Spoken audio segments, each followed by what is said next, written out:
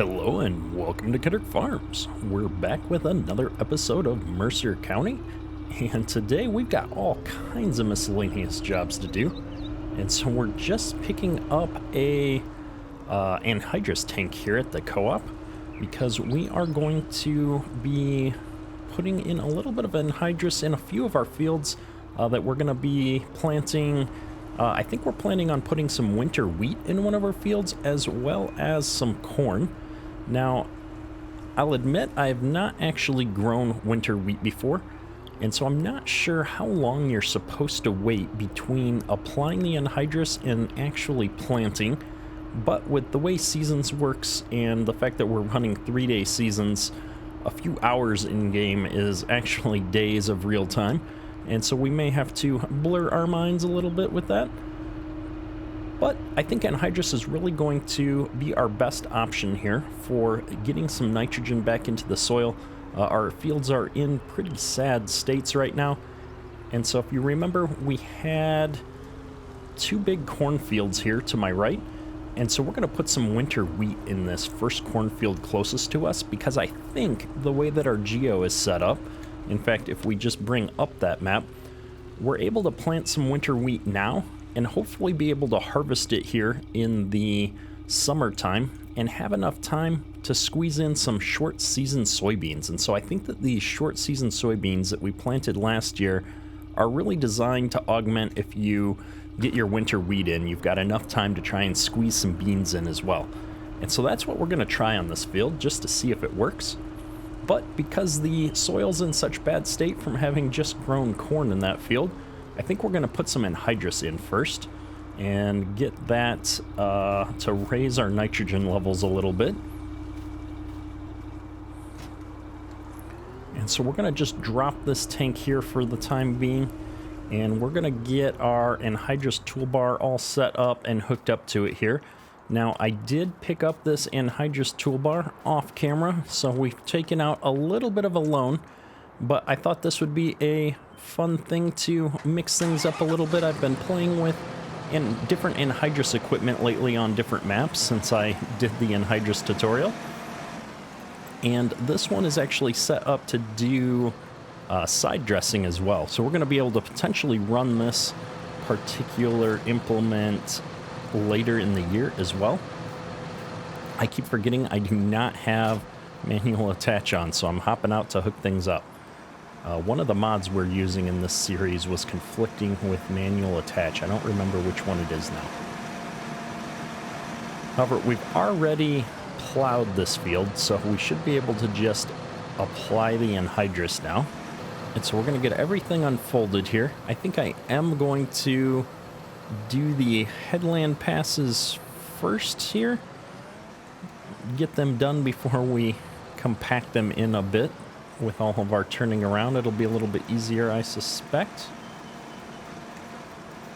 We're going to turn on our HUD here just to make sure we're actually applying anhydrous.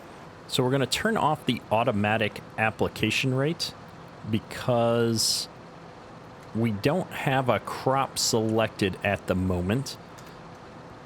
And we're just going to apply a flat 80 kilograms of nitrogen per hectare. And that's going to let us match up with what the appropriate total amount of nitrogen is once we start with the seeding process. And so this is going to work a little bit better for us.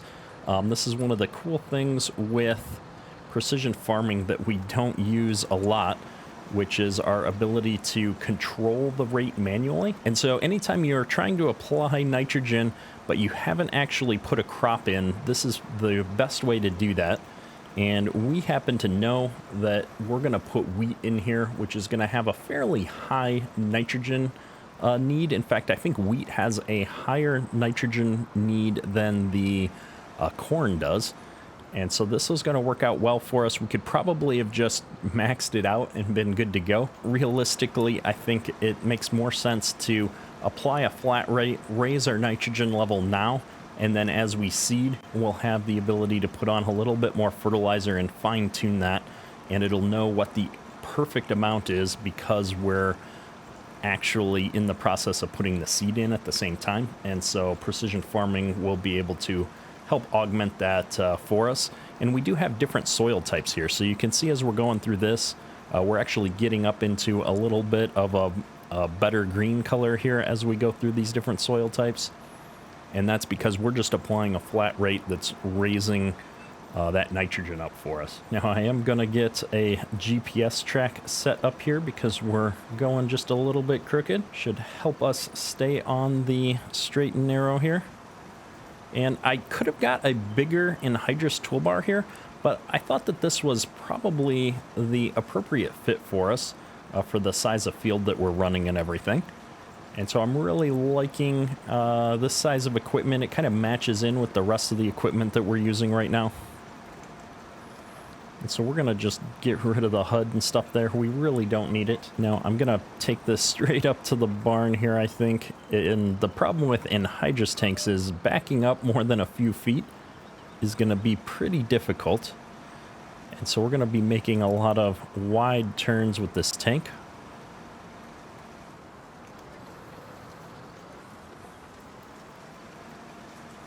And realistically, I guess I could probably take a curve with this. I don't want to take such a steep curve with these knives in the ground, but we're going to do it.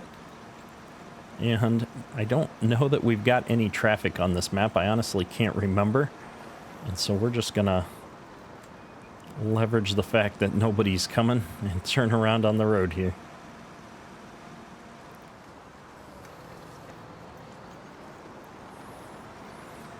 So I think ideally we would take 2 headland passes off with an implement this size to give us enough room to turn around here. On the far end of the field there, we do also have a bunch of trees. So I think what we're going to do is circle right back here and polish off this headland pass. And then hopefully we'll be able to get a worker going to help us out with some of this because we do have a few other jobs to do today. We've still got our big tillage tractor sitting out in the field over here because we need to finish up the bits that the worker missed on that field before we put everything away. And so we definitely want to get that going in a few moments. But we will not need to put anhydrous in that field because that field's going to be soybeans in the spring. And so with the soybeans going in, soybeans don't actually require nitrogen, and they should be putting nitrogen back into the soil. So ideally, that should work out pretty good, especially because that's such a big field. It'll be nice to get the natural bonus to nitrogen there. And I still haven't fixed the fact that short season soybeans don't add any nitrogen back into the soil. So that's on my to-do list before we plant any of those next summer. However, I think for the fall season here, really we've got all of our jobs lined up. So we're going to be putting anhydrous in this field, as well as fields 24 and 25, where we had the soybeans in the previous season here. And that's going to allow us to then put corn into those 2 fields that had soybeans in.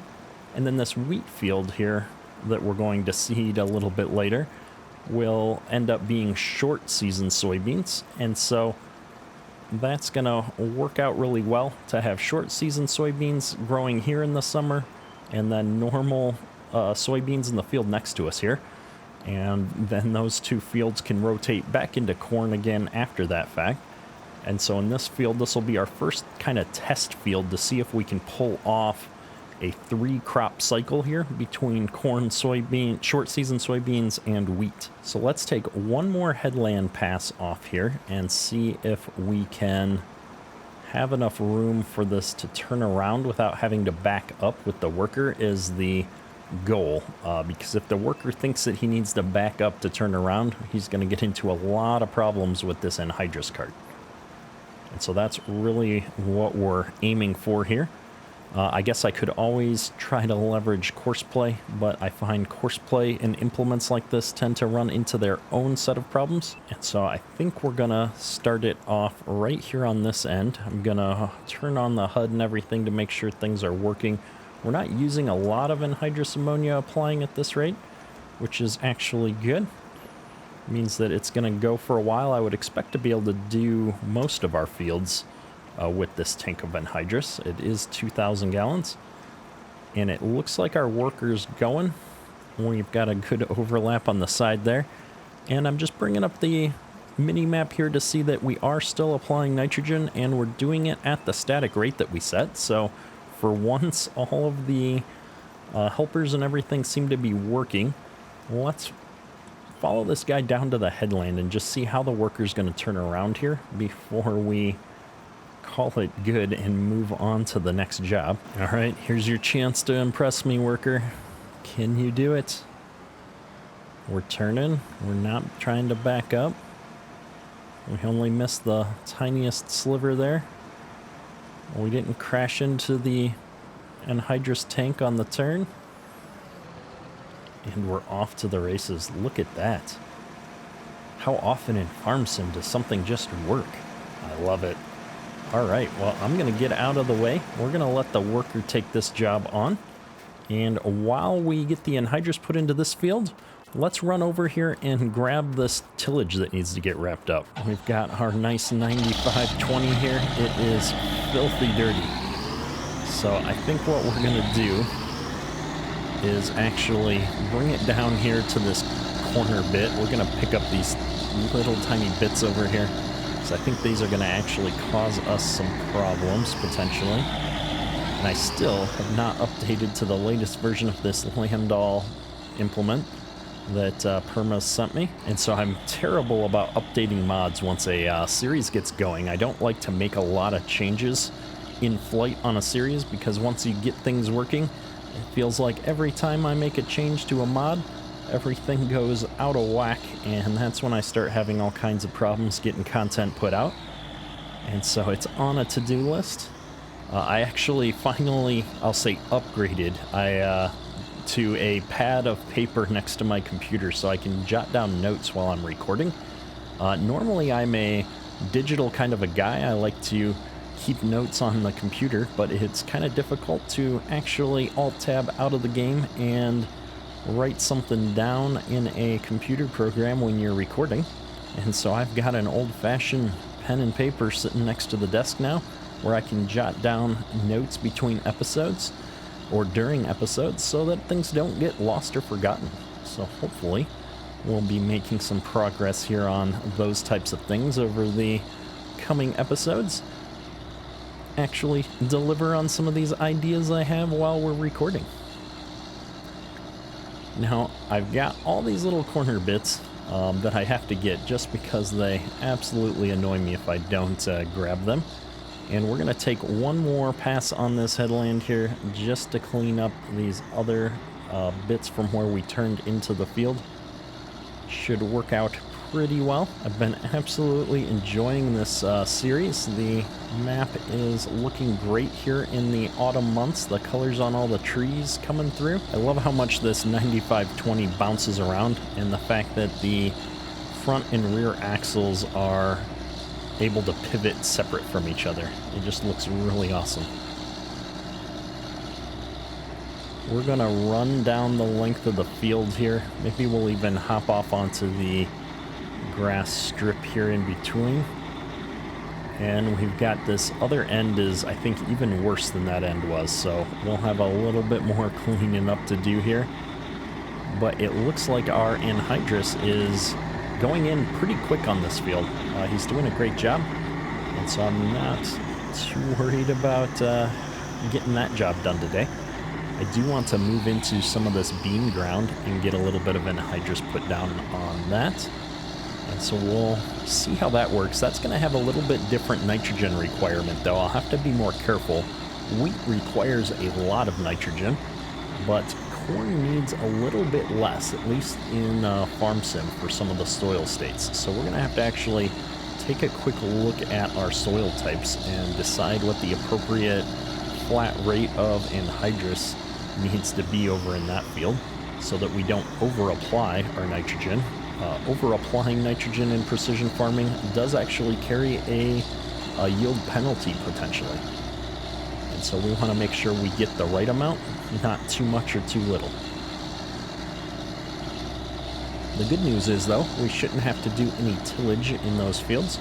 We should be able to just put the anhydrous in during the fall here, and then we'll worry about tillage in the spring. I think our planter is set up as a no-till planter though, so we'll be able to play around with that here next spring. And JHHG Modding actually just released an updated stack fold planter that works maybe a little bit better than the one that I've been using. The one I was using was a mod that wasn't completely finished, or I think even maybe supposed to be released. I'm not sure where I found it, but we had to do a lot of work on it just to get it to function. And so it'll be nice to try out maybe a different variation of the 30-inch stack fold planter. So I'm looking forward to that. We'll be testing that out here in the spring.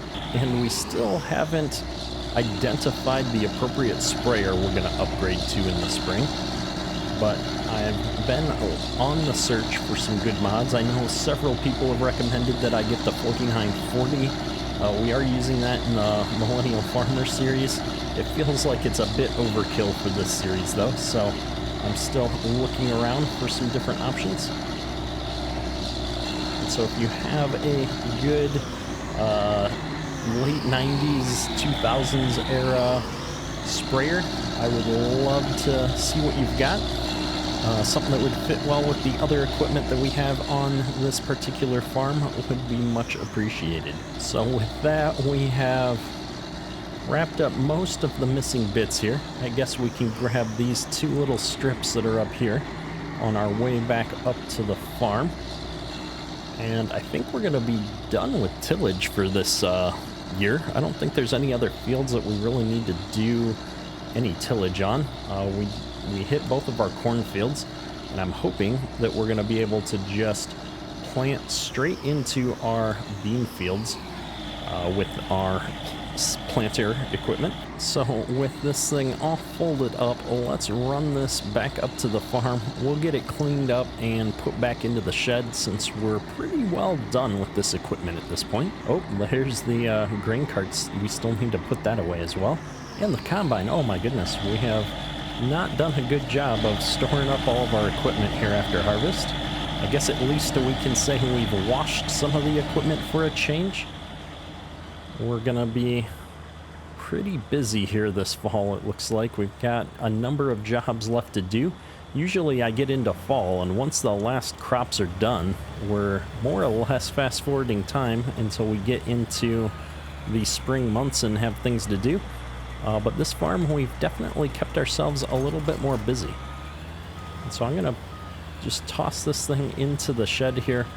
And once we get the tillage tool all put away and our other equipment here, hopefully we'll be done with Anhydrous on this first field, and we can move him over to a different field and then get started on seeding this winter wheat in. I want to get that done as soon as possible just to make sure that it's got the optimal amount of growing time before we get into the winter months. I think it does need to come up and be in that first early stage of growth to avoid as much frost damage as possible. All right, so I think we're gonna just put this right back up in the shed here.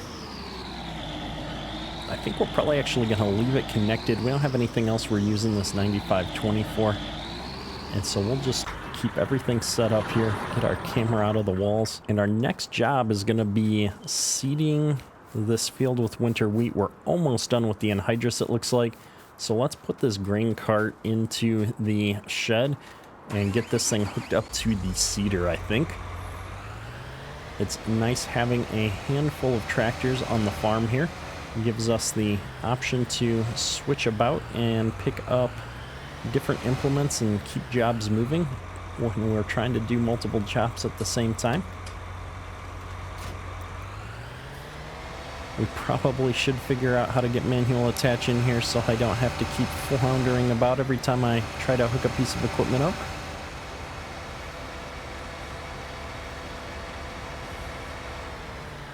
This 8530 is probably a fair amount of overkill on this seeder. However, it is the tractor we have available. And so we're gonna go ahead and just leverage this. And if we turn our HUD back on here, it looks like we actually left this fairly filled up. So we're gonna just switch this over to wheat. and go ahead and just get right out in the field here. Now, if I go onto our menu here, it looks like I have automatic fertilizer rates enabled on the seeder here. We're gonna take this down to the far end to get out of this guy's way. And we're gonna get this thing all set up so that next episode we can dive into seeding our winter wheat. Hopefully you've enjoyed today's episode. If you have, drop a like on the video. It helps me out a lot. If you're new to the channel, hit that subscribe button for more daily farm sim content. That's all for today. Kedrick, out.